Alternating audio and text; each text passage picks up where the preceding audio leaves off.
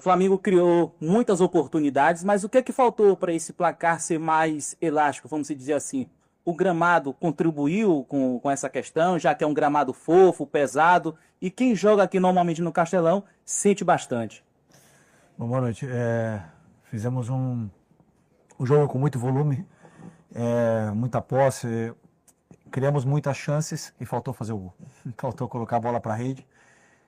E hoje era um daqueles dias assim que o brilho, né, na frente do goleiro estava apagado. Mas continuar trabalhando, continuar assistindo para poder evoluir nesse aspecto aí que os jogadores sabem, porque eles mesmos são os que mais se cobram e mais ficam doloridos quando erram gols, com uma oportunidade de fazer o que é mais bonito no futebol, que é fazer um gol e comemorar com a torcida quando eles não fazem.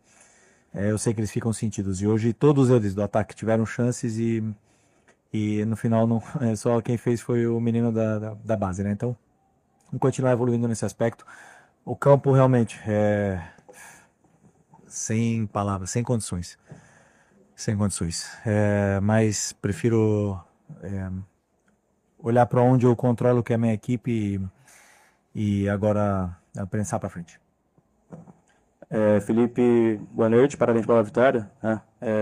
Muita gente fala que deveria ser elástico, enfim, o resultado, mas como você citou, o gramado teve um fator, foi um fator importante para atrapalhar o jogo do Flamengo, né?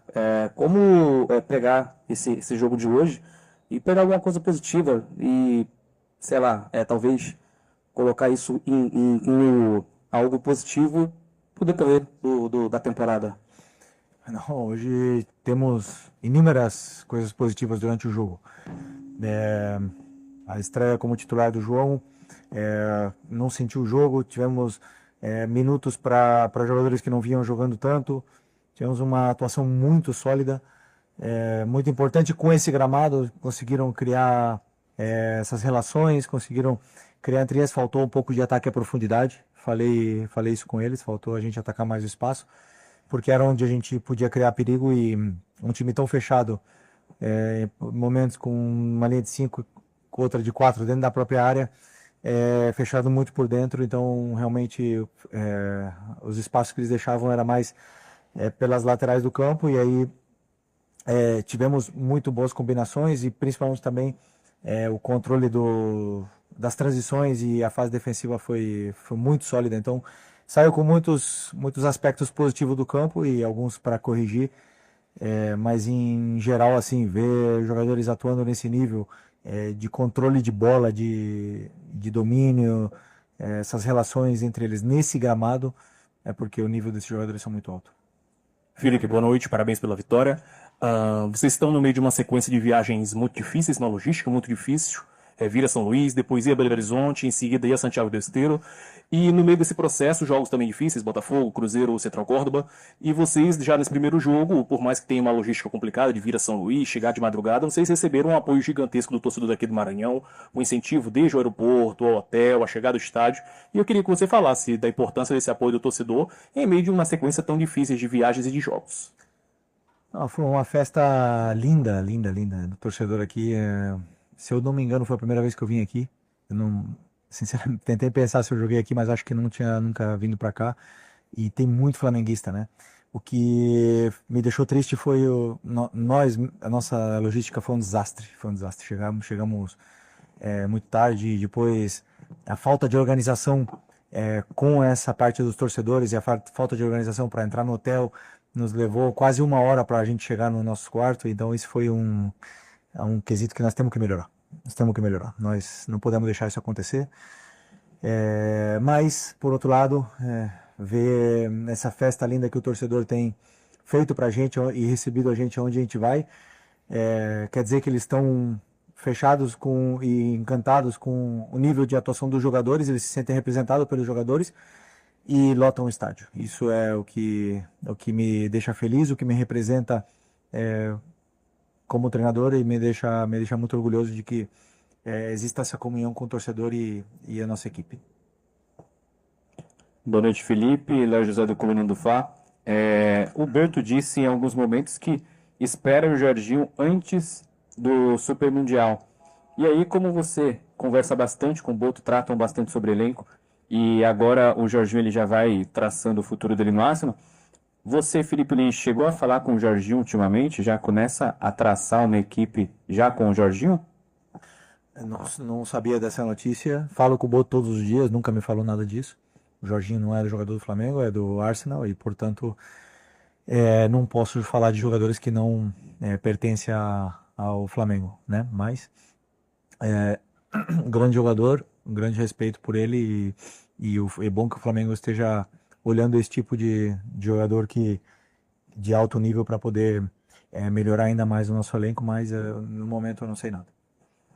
Felipe, boa noite. Thiago Lima aqui do GE.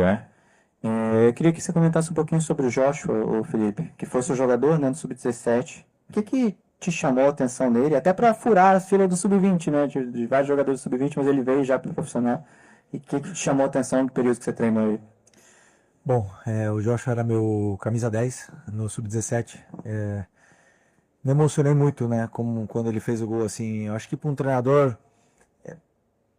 poucas coisas que você vai fazer vai te deixar tão realizado como colocar um menino de 17 anos que foi o teu jogador na base e ele quase praticamente, acho que no segundo toque na bola, ele fazia o gol 1-0, que não é o 3 ou 4-0.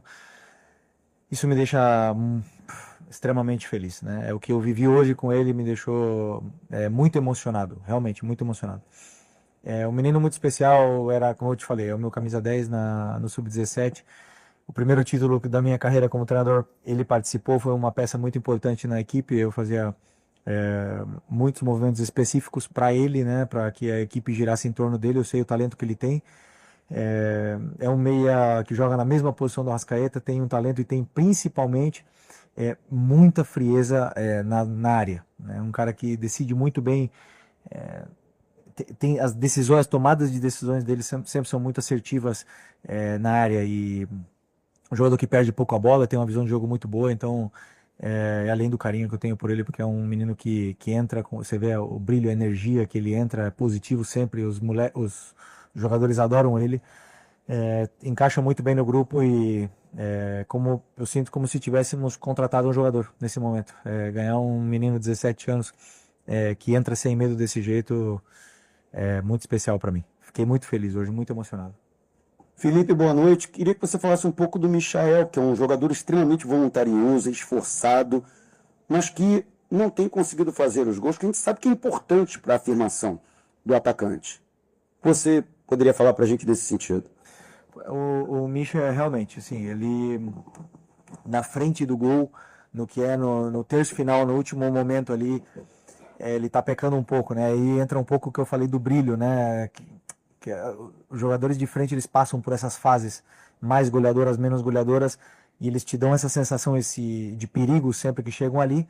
Então o Michael tá fazendo tudo certo, assim, para a equipe, pressiona, ataca espaço, tem um contra um, se associa bem com os companheiros, faz todos os movimentos, mas o último momento ele tá pecando um pouco, né? Então, assim, mas ele é o cara que mais fica no treino depois que acaba o treino para fazer complemento, para fazer finalização, para fazer esse ajuste que falta e assim, recuperar um pouco de novo esse brilho, né? Que eu falei, porque é um jogador muito importante para mim, para a equipe. É um jogador muito importante, foi titular ano passado comigo na final da Copa do Brasil, foi titular de toda a parte final, foi titular da Supercopa, foi titular praticamente todo momento até ter essa lesão. E sempre que um jogador volta de lesão, ele ainda volta um pouco se encontrando, né? Então, assim, eu acredito que a atuação dele, por não ter feito bem esse último terço e a torcida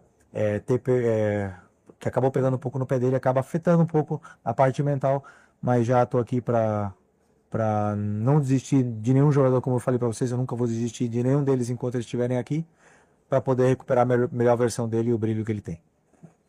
Felipe, uma segunda pergunta, já que estamos falando de base também, sobre dois jogadores do Sub-20 que não têm sido relacionados por você ultimamente. Um é o Alacian, que vinha entrando com você no Carioca, vinha entrando bem, inclusive, tem muito torcedor que pergunta, poxa, por que o Alacian, inclusive, não poderia ter vindo para esse jogo de hoje?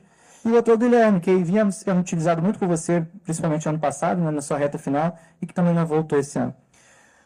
Bem, o Wallace é um jogador também que eu tenho muito carinho, o Guilherme também. Tenho adoro esses meninos, adoro todos eles que trabalharam comigo lá, eu tenho uma relação muito especial com eles. O Wallace, quando eu faço a lista da relação para o jogo, eu penso no jogador que vai jogar, na possível troca.